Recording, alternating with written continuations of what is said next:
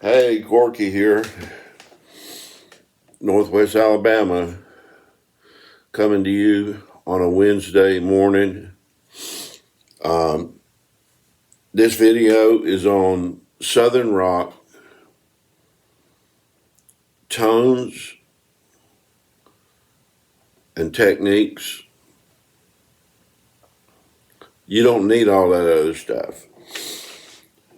When we first started out in the 60s, I remember the day that we heard about a fuzz face pedal, distortion pedal. I remember the day when my buddy Gene brought a Univibe to practice. I remember the day when I first got a Vox wah wah pedal. These were the things that all we had for a number of years. And so far I've stuck with just those for effects, other than chorus and a delay. I just hadn't gone with all that other stuff. I've never fully understood compression. I let the studio engineers know about that, and then they deal with it. But when you're playing Southern rock, and a lot of you guys are old, and you're looking at these videos, I don't know how you feel when you watch them, but these kids have got so many computers, so many effects and processors and things going out to yin yang and when I hear the final product, I'm not all that impressed. Some of us just like old stuff. Some of us just like standard sounds. And you really don't need all that other stuff. You got to be able to play, though, you know.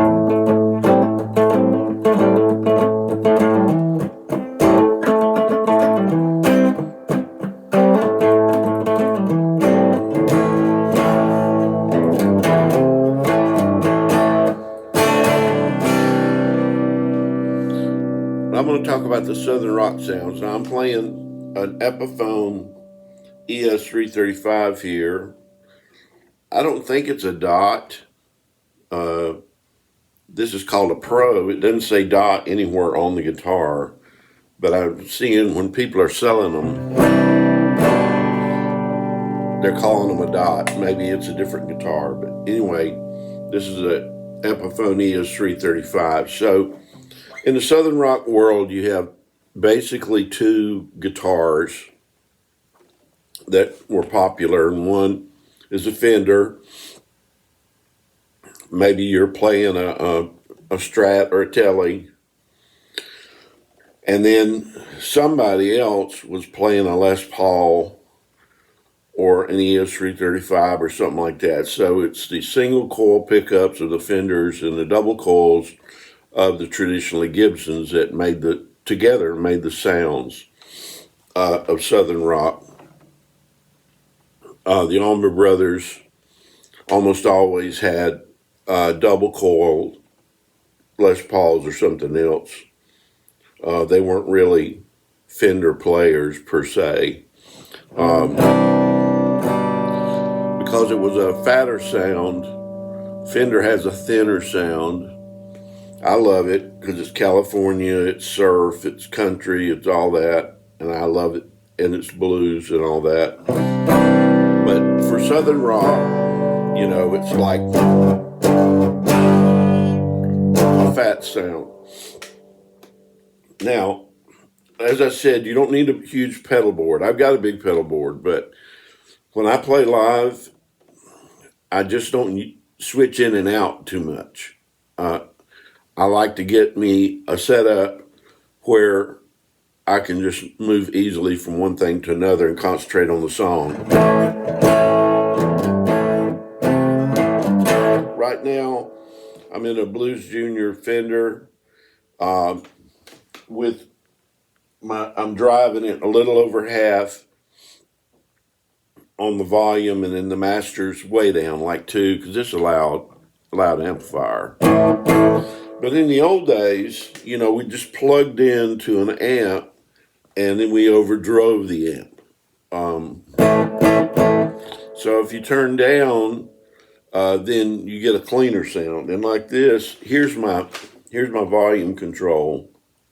I'm in my bridge pickup. There's that. When I turn down that bridge pickup, it's the only one I got on. It gives me like a clean sound.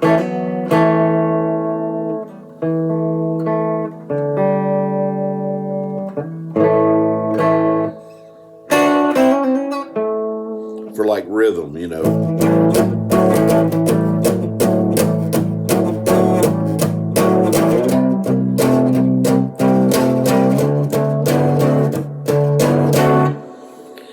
And if you're playing rhythm guitar, or if you're in the vocal section, verse, you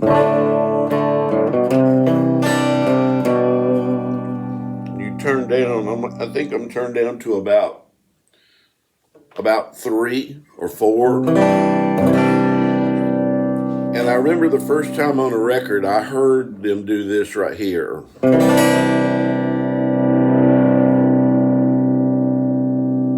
And it was the lead guitar player who was turned down for the verse. You've got distortion in the amp. I got a little short in this thing somewhere.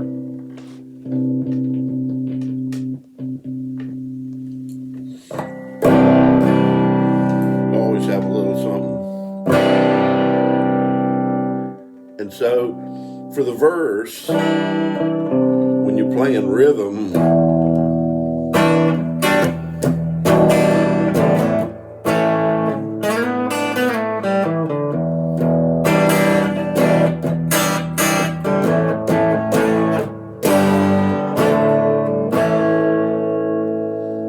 you're turned down about half. When you go into a solo, crank it all the way up.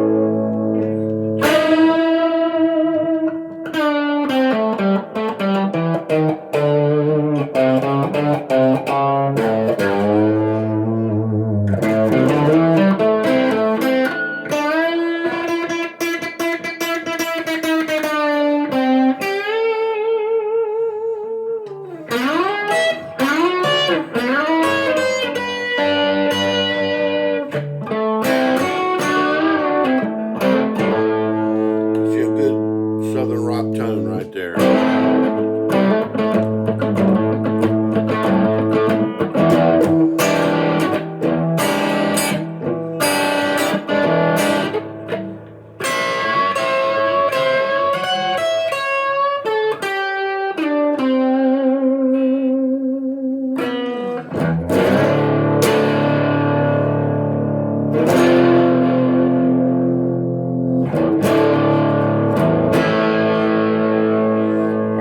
Now, if you want to do, especially in blues, if everything calms down, I'm still on 10 here.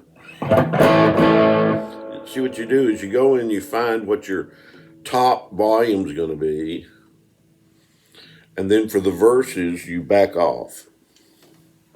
You do that for the song until you go up, the song builds and you go up, then you're going to be in max. I've got my tones all the way up. Still that bridge pickup. Now in a ballad, or sometimes in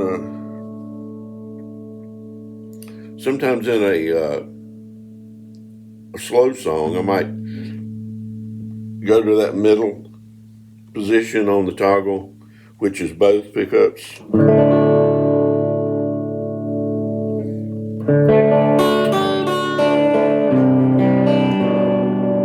Gives it more of a melodic.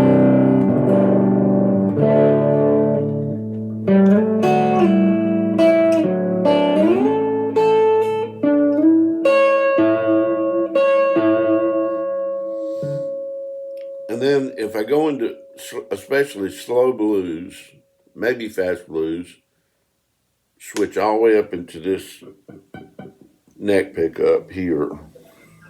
And then crank it for the solo.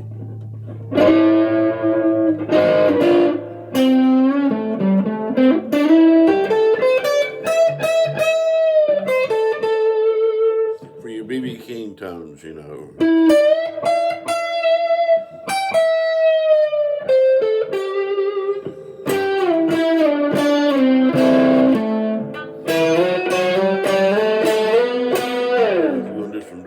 Stuff you want that mellow, so you go into this neck right here.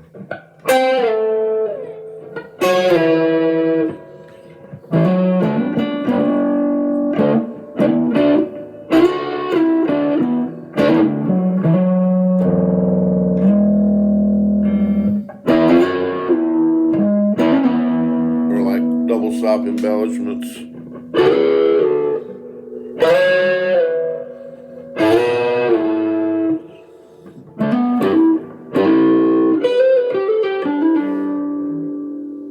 Back into the neck pickup.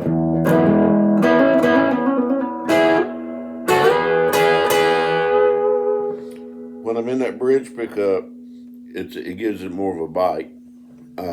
So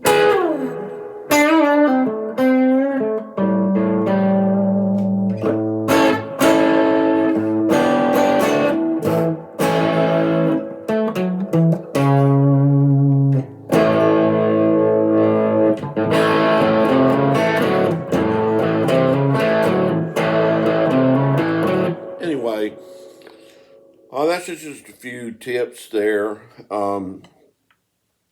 You just don't need all that other stuff. If you've got, I remember the Allman Brothers, no pedals, just overdriving Marshall 100s. And now with these small amps, they've got it where you can, it's a tube amp, and you can push that thing and get a good sound on it.